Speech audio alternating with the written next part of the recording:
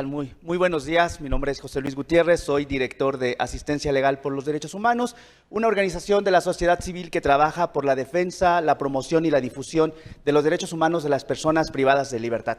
Sin duda, un grupo históricamente invisibilizado, un grupo que no se le reconocen como sujetos de derechos, pero que por fortuna de cara a la reforma de 2008, que dejamos atrás un modelo de justicia inquisitivo para pasar a un acusatorio adversarial, pero también dejamos atrás un modelo de la readaptación social que veía a las personas como enfermas que delinquían y que ahora las vemos en este modelo de la reinserción social como sujetas de derechos. Las personas privadas de libertad han ganado derechos. Y es muy importante recordar el derecho político electoral que, como saben, históricamente se les ha negado a estas personas por el simple hecho de estar en proceso, en prisión preventiva.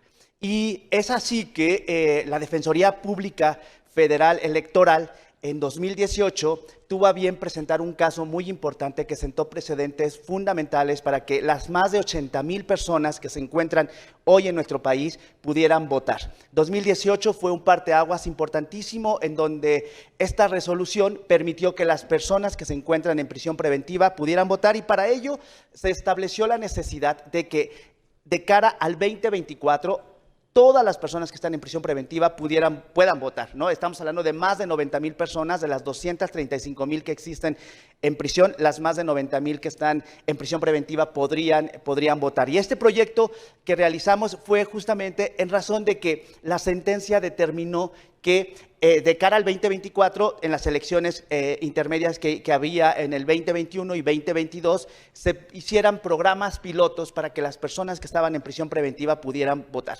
Nuevamente las personas fueron invisibilizadas. En el 2021 solamente la federación fue a los CEFERESOS, a los Centros Federales de Reinserción Social, y logró el voto de 1,150 personas cuando tiene alrededor de 7,000 personas en prisión preventiva. 2022 era la gran oportunidad para que varias entidades como Oaxaca, Hidalgo, Durango, entre otras, pudieran ejercer este plan piloto. Lamentablemente el estado de Hidalgo sí lo hizo, el estado de Oaxaca no lo hizo, y nuestro proyecto se sienta en ese estado. Un estado en donde casi el 50% de la población que se encuentra privada de libertad, estamos hablando de más de 2,500 personas, se encuentran en prisión preventiva. Y lo fuerte de esto es que son personas, en su gran mayoría indígenas, en donde la prisión preventiva oscila entre los 5, 6, 7 años esperando una sentencia de primera instancia. El trabajo que realizamos desde el equipo de Así Legal con este proyecto fue encaminado a justamente identificar dos cosas. Número uno, cuáles eran los obstáculos que no habían permitido que las personas en prisión preventiva hubieran votado en las elecciones 2022. ¿Qué fue lo que hizo el Instituto Electoral del Estado de Oaxaca? ¿Qué fue o qué facilidades dieron la Subsecretaría del Sistema Penitenciario del Estado? Y bueno, nos dimos cuenta que no había una articulación, que no tenían ni siquiera conocimiento de esa obligación que tenían. Y por ello fue que empezamos a capacitar a 252 operadores penitenciarios sobre la importancia del voto de las personas en prisión preventiva, la importancia del papel que tiene el sistema penitenciario como garante de las personas privadas de libertad. Pero a la par, quisimos platicar con las personas privadas de libertad. Hicimos un recorrido, insisto, en los 8 centros penitenciarios del estado. Platicamos con más de 355 personas privadas de libertad y les brindamos algunas herramientas teórico y prácticas y metodológicas también a la población privada de libertad para que pudieran ejercer su derecho al voto, o por lo menos exigir su derecho al voto de cara al 2024. Las acciones que hicimos con estos grupos fueron 13 talleres en 8 centros penitenciarios, más de casi 400 personas beneficiadas. Formamos un micrositio para concientizar a la ciudadanía respecto a la importancia del voto de las personas privadas de libertad, e hicimos un informe importante que creo, y ahorita mi colega Christopher les hablará sobre este informe, de los hallazgos, en donde quisimos documentar, que por ahí ustedes los tienen en su mano, lo que quisimos documentar algunos obstáculos específicamente estructurales, culturales y legislativos que no permitían que las personas en prisión preventiva, o que no permitieron que las personas en prisión preventiva pudieran votar de cara a las elecciones 2022, ¿no? Le voy a pasar la palabra a mi colega Christopher, que nos hable un poco del informe, y regreso sobre los grandes retos que tiene el INE respecto a las elecciones 2024 de las personas que se encuentran en prisión preventiva. Muchísimas gracias, maestro. Hola, ¿qué tal a todas, todos y todes? Soy Christopher Sánchez y en colaboración con el maestro José Luis coordinamos el proyecto del enfoque de género en la participación política de las personas privadas de libertad en Oaxaca. Identificamos, derivado de un acercamiento con las personas privadas de la libertad, que pues particularmente tienen mucho interés en poder participar en la vida democrática del país. Pero de cara a las elecciones de Oaxaca 2022, pues se supone que debían haberse facilitado todos los canales para que estas personas pudieran votar.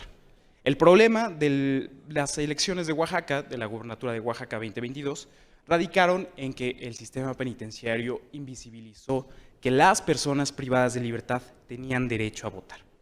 Particularmente, el 85% de las personas que fueron entrevistadas, particularmente de un rubro de 80 personas, dijeron que básicamente no recibieron información, que ni siquiera se enteraron por las noticias, y eso resulta bastante alarmante porque es importante escucharlas. A la par, tampoco las personas privadas de libertad, ni las mujeres, ni los pueblos indígenas, ni las personas con discapacidad fueron escuchadas por las y los candidatos. No había, al menos de los registros hechos por Asilegal con respecto a las propuestas de las campañas, ninguna propuesta específica que directamente impactara a las personas privadas de la libertad y que evidentemente terminó pues, radicando en el porcentaje tan alto de desconocimiento de quiénes eran los candidatos, de quiénes eran, cuáles eran las propuestas que estaban planteando para las personas privadas de libertad y pues en general qué políticas públicas pudieran o no promover. Particularmente la falta de información, también las cuestiones burocráticas y la propia estigmatización que hay con respecto a las personas que están en conflicto con la ley penal contribuyeron, de acuerdo a la perspectiva de las personas entrevistadas, a que no pudieran votar. Eso nos marca una pauta bastante importante para identificar que esta estigmatización, estos prejuicios y los estereotipos que están con respecto a las personas privadas de libertad no deben radicar en la anulación de sus derechos. Puntualmente, el 93% de las personas privadas de libertad encuestadas dijeron que tenían interés en votar, que las personas privadas de libertad sí debían ser escuchadas.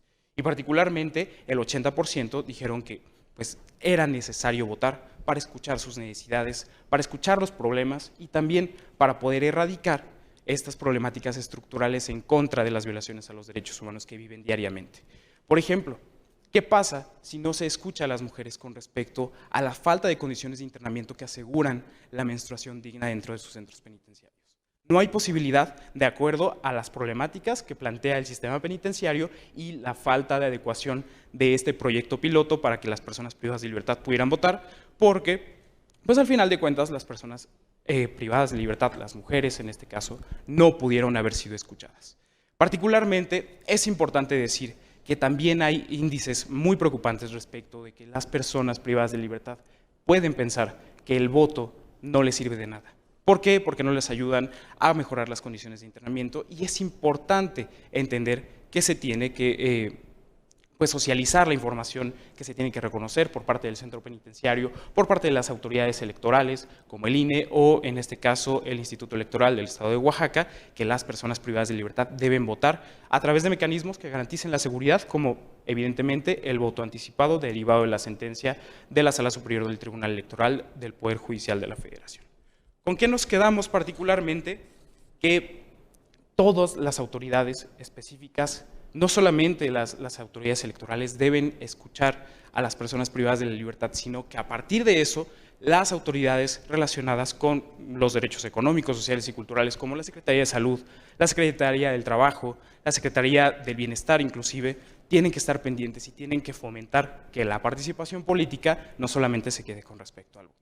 Y bueno, algunas recomendaciones específicas versan sobre retirar los estigmas de las personas privadas de la libertad, porque no sabemos específicamente cuántas condiciones de internamiento que pudieran traducirse en tortura pueden impactarles a mujeres, a pueblos indígenas, a personas con discapacidad e incluso a las infancias que viven con sus madres dentro de los centros penitenciarios.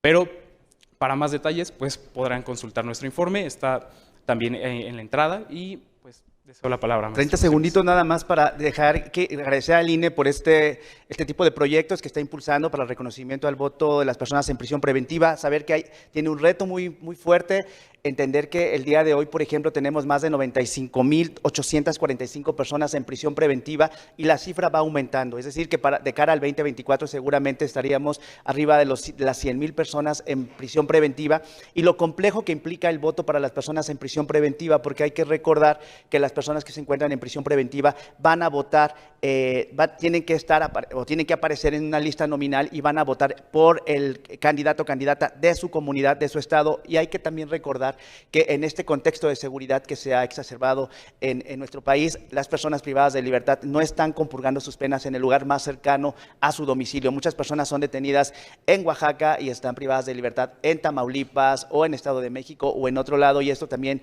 asemeja evidentemente un reto muy grande para el propio Instituto Federal Electoral. Muchas gracias.